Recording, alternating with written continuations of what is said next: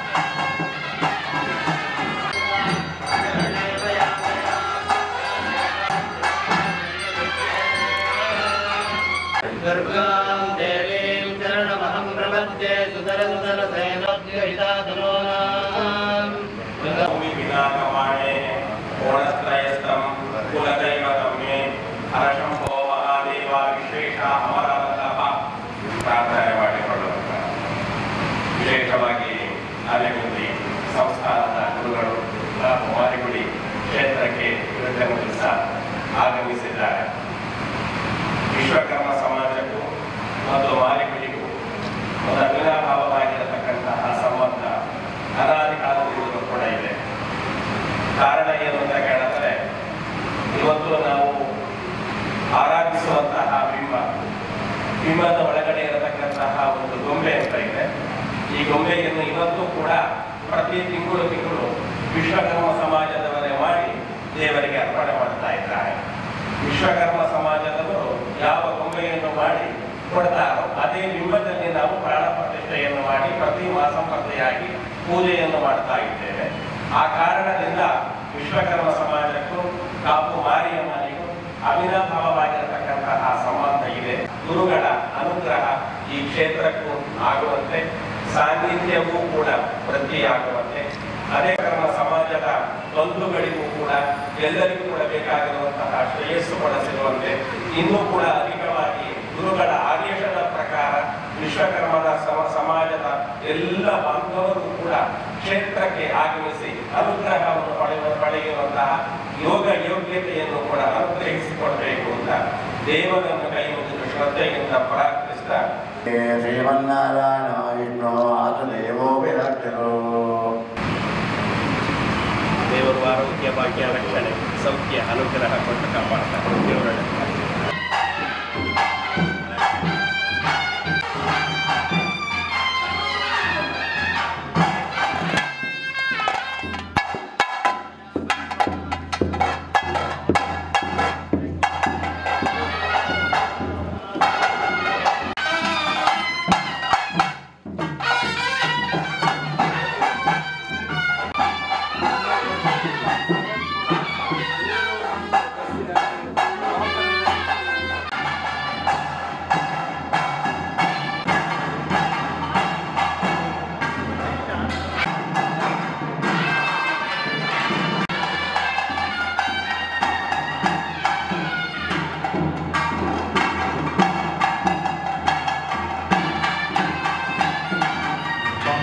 ದೀಪ ವಾದ್ಯಘೋಷ ತಂತ್ರಿ ಆ ನಿಧಿ ಕುಂಭದಲ್ಲಿ ದೇಶದ 9 ದೇವಿಯ ಶಕ್ತಿಪೀಠಗಳಿಂದ ನಾವು ಸಮಿತಿಯವರು ವೈಯಕ್ತಿಕ ಉಳುಮೆ ಮಾಡಿ ಬಂಗಾರ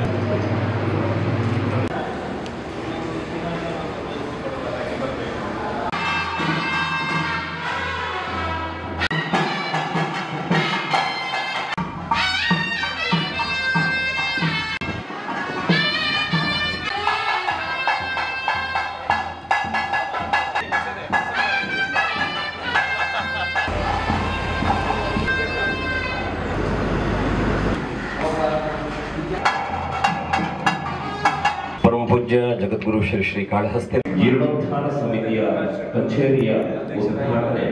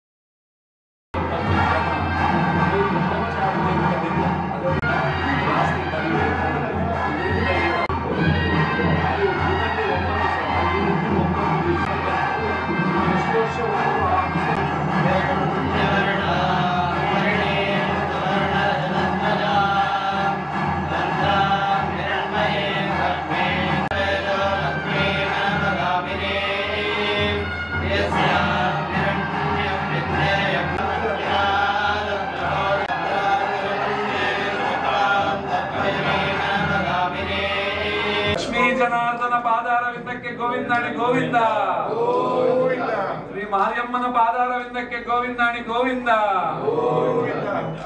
ಉಚ್ಚಂಗಿ ದೇವ ಪಾದಾರವಿಂದಕ್ಕೆ ಗೋವಿಂದಾಣಿ ಗೋವಿಂದ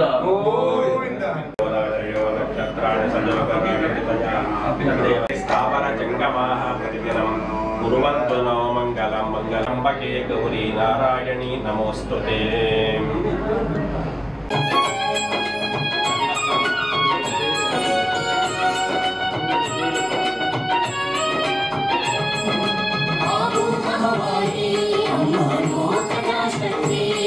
ಶ್ರೀಮದ್ ಜಗದ್ಗುರು ಆನೆಗುಂದಿ ಮಹಾಸಂಸ್ಥಾನ ಸರಸ್ವತಿ ಪೀಠಾಧೀಶರಾದ ಪರಮ ಪೂಜ್ಯ ಜಗದ್ಗುರು ಅನಂತ ಶ್ರೀ ವಿಭೂಷಿತ ಕಾಳಹಸ್ತೇಂದ್ರ ಸರಸ್ವತಿ ಉದಯವಾಣಿಯ ಆಡಳಿತ ನಿರ್ದೇಶಕ ಮತ್ತು ಮುಖ್ಯ ಕಾರ್ಯನಿರ್ವಹಣಾಧಿಕಾರಿ ವಿನೋದ್ ಕುಮಾರ್ ಭೇಟಿ ನೀಡಿದ್ರು. ನವದುರ್ಗ ಲೇಖನ ಯಜ್ಞ ಸಮಿತಿಯ ಕಾರ್ಯಾಲಯವನ್ನು ಉದ್ಘಾಟನೆ ಮಾಡಿದ್ರು.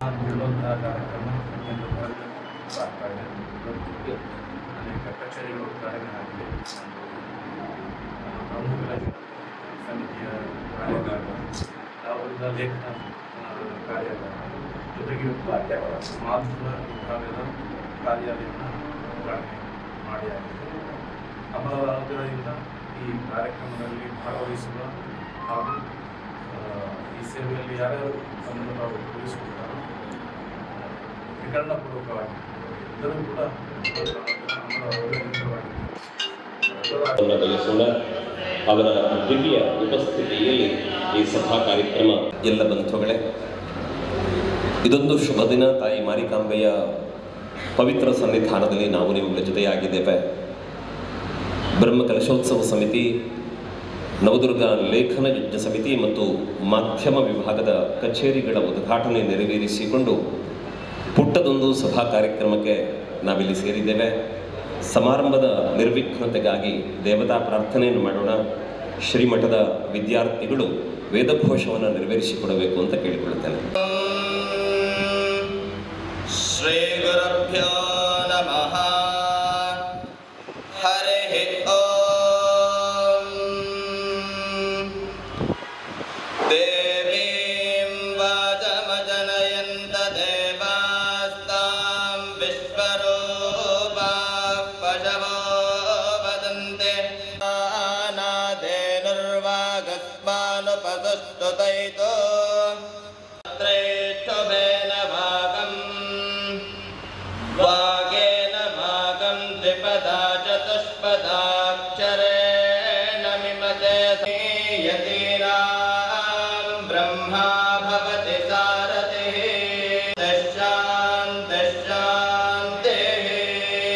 ಅಮ್ಮನಿಗೆ ಮೊದಲೇ ಗೊತ್ತಿತ್ತು ನನ್ನ ಸ್ವರ್ಣ ಗದ್ದಿಗೆಯನ್ನು ಹೇಗೆ ಮಾಡಿಸ್ಬೇಕು ಅಂತ. ಹಾಗಾಗಿ ಅಮ್ಮನ ನುಡಿಯಾಯಿತು. ನನ್ನ ಭಕ್ತರು, ಅದರಲ್ಲಿ ವಿಶೇಷವಾಗಿ ನವದುರ್ಗಿಯರು, ಎಲ್ಲ ಲೇಡೀಸ್, ಎಲ್ಲ ಮಹಿಳೆಯರು ಎಲ್ಲ ಈಗಾಗಲೇ ಚಿನ್ನ ತೆಗೆದಿಟ್ಟಿದ್ದಾರೆ. ಕಷ್ಟ ಕಾಲದಲ್ಲಿ ಇದು ಅಮ್ಮನಿಗೆ ಅಂತ ತೆಗೆದಿಟ್ಟದಿದೆ, ನೀವು ಪ್ರಚಾರ ಕೊಡಿ, ಚಿನ್ನ ತನ್ನಿಂದ ತಾನೇ ಬರ್ತದೆ ಅಂತ ಹೇಳಿದ ಪ್ರಕಾರ ನೀವು ಎಣಿಸ್ಬೋದು.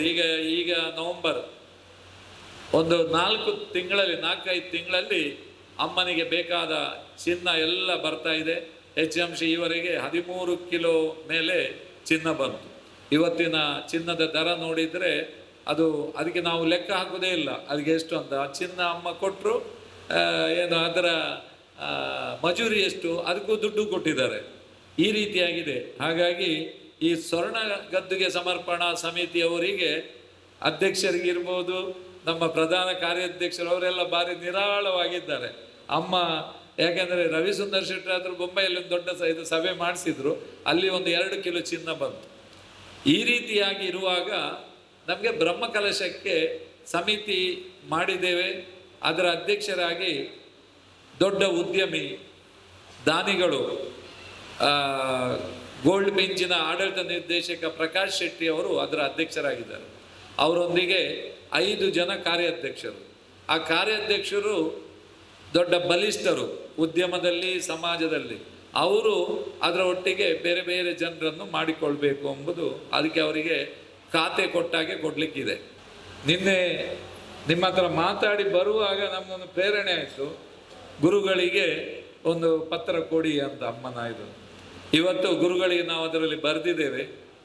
ಚರಿತ್ರೆಗೆ ಸೇರುವಂಥ ಈ ದೇವಸ್ಥಾನದಲ್ಲಿ ನಿಮ್ಮ ನೇತೃತ್ವದಲ್ಲಿ ಇವತ್ತಿಂದ 999 ಜನ, ನಿಮ್ಮ ಕಾಸರಗೋಡಿಂದ ಇಲ್ಲಿವರೆಗೆ ಸೆಲೆಕ್ಟೆಡ್ ಕೆಲವರು ವಿಶ್ವಕರ್ಮ ಸಮಾಜದವರು ನವದುರ್ಗಾ ಲೇಖನವನ್ನು ಬರೆಯುವ ಮೂಲಕ ನಮ್ಮ ಕಾಪುನ ಅಮ್ಮನ ಈ ತಂಡಕ್ಕೆ ಸೇರ್ಪಡೆಯಾಗುವಂತೆ ನೀವು ಮಾಡಬೇಕೆಂಬುದು ನಮ್ಮ ಪ್ರಾರ್ಥನೆ.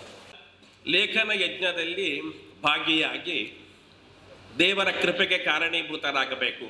ಕಾರಣ ಅದರ ಮೊದಲ ಹೆಸರು ಇದೆ ಗುರುಗಳೇ, ಶೈಲಪುತ್ರಿ ನಮಃ ಅಂತ ಗೊತ್ತಿದೆ. ಪ್ರಥಮಂ ಶೈಲಪುತ್ರಿ ಇತಿ ಅಂತ. ಶೈಲಪುತ್ರಿ ಎನ್ನುವ ಶಬ್ದಕ್ಕೆ ಅರ್ಥ ಏನು ಗೊತ್ತಾ?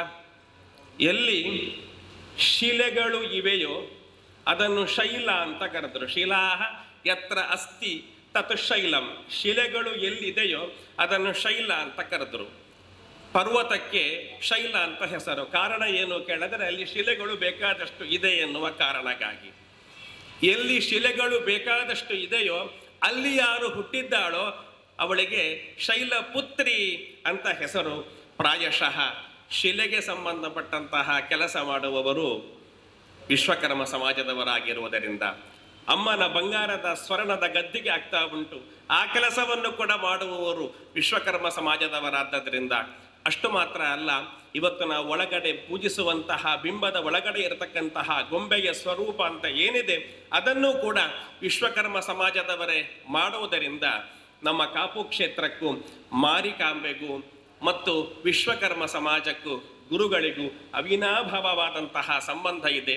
ಈ ಸಂಬಂಧ ಶಾಶ್ವತವಾಗಿ ಹೀಗೆ ಬೆಳೆಯಬೇಕು. ಬಹಳಷ್ಟು ಜನ ನಮ್ಮ ದೇವರು ಎನ್ನುವಂತಹ ರೀತಿಯಲ್ಲಿ ಗುರುಗಳ ಅನುಗ್ರಹದೊಂದಿಗೆ ಕ್ಷೇತ್ರಕ್ಕೆ ಸೇರಬೇಕು.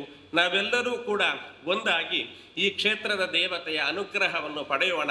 ಎಲ್ಲ ವಿಶ್ವಕರ್ಮ ಸಮಾಜದ ಬಾಂಧವರು ಗುರುಗಳವರ ಆದೇಶದ ಮೇರೆಗೆ ಎಲ್ಲರೂ ಕೂಡ ಬಂದು ಈ ನವದುರ್ಗ ಲೇಖನವನ್ನು ಬರೆಯೋಣ, ಕೃತಾರ್ಥರಾಗೋಣ ಅಂತ ಹೇಳ್ತಾ ನನ್ನ ಮಾತನ್ನು ಮುಗಿಸ್ತೇನೆ. ನಮಸ್ಕಾರ.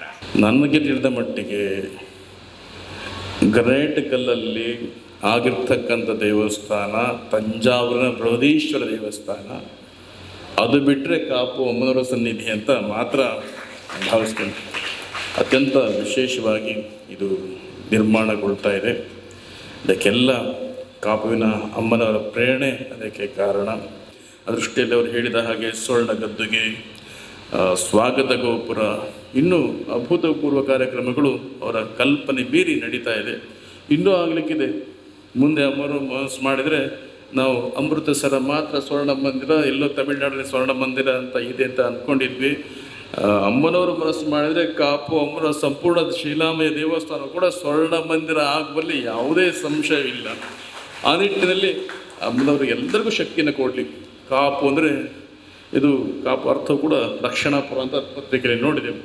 ಖಂಡಿತ ಅಮ್ಮನವರ ಶ್ರೀರಕ್ಷೆ ಈ ಎಲ್ಲ ಭಕ್ತರಿಗೆ ಇರುವ ಹಾಗೆ ಅವರವರ ವೈಯಕ್ತಿಕ ಬದುಕಿನಲ್ಲಿ ಹೆಚ್ಚು ಎತ್ತರಕ್ಕೆ ಬೆಳೆದು ಅಮ್ಮನವರಿಗೆ ಸ್ವರ್ಣವನ್ನು ಒಳ್ಳೆಯ ಮನಸ್ಸಿಗೆ ತಂದು ಕೊಡುವ ಹಾಗೆ ಆಗಲಿ.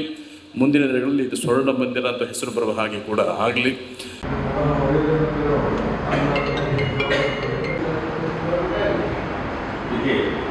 ಮಾರಿಯಮ್ಮನ ಜೀರ್ಣೋದ್ಧಾರದ ಸಲುವಾಗಿ ಬ್ರಹ್ಮಕಲಶೋತ್ಸವವು ಫೆಬ್ರವರಿ 25ರಿಂದ ಮಾರ್ಚ್ 5ನೇ ತಾರೀಕಿನವರೆಗೆ 9 ದಿನಗಳವರೆಗೆ ಸತತವಾಗಿ ಇಲ್ಲಿ ಅಮ್ಮನ ಸಾನ್ನಿಧ್ಯದಲ್ಲಿ ನಡೆಯಲಿದೆ. ಈ ಕಾರ್ಯಕ್ರಮಕ್ಕೆ ನನ್ನನ್ನು ಅಧ್ಯಕ್ಷನಾಗಿ ಮಾಡಿದ್ದಾರೆ.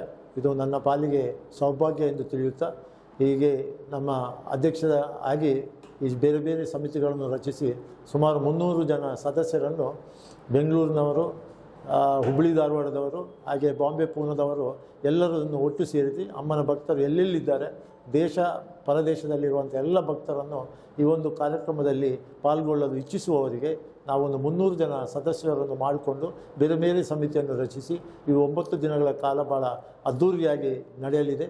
ಈ ಒಂದು ಕಾರ್ಯಕ್ರಮದಲ್ಲಿ ಬರುವಂಥ 9 ದಿನ ಬ್ರಹ್ಮಕಲಶೋತ್ಸವದ ಕಾರ್ಯಕ್ರಮದಲ್ಲಿ ತಾವೆಲ್ಲರೂ ಅಮ್ಮನ ಭಕ್ತರಾಗಿ ಅಮ್ಮನ ಸಾನ್ನಿಧ್ಯದಲ್ಲಿ ಬಂದು ಈ ಒಂದು ಬ್ರಹ್ಮಕಲಶೋತ್ಸವದಲ್ಲಿ ಪಾಲ್ಗೊಳ್ಳಬೇಕಾಗಿ ಒಬ್ಬ ಅಧ್ಯಕ್ಷನಾಗಿ ನಾನು ತಮ್ಮೆಲ್ಲರಲ್ಲಿ ವಿನಂತಿಸ್ತಾ ಇದ್ದೇನೆ.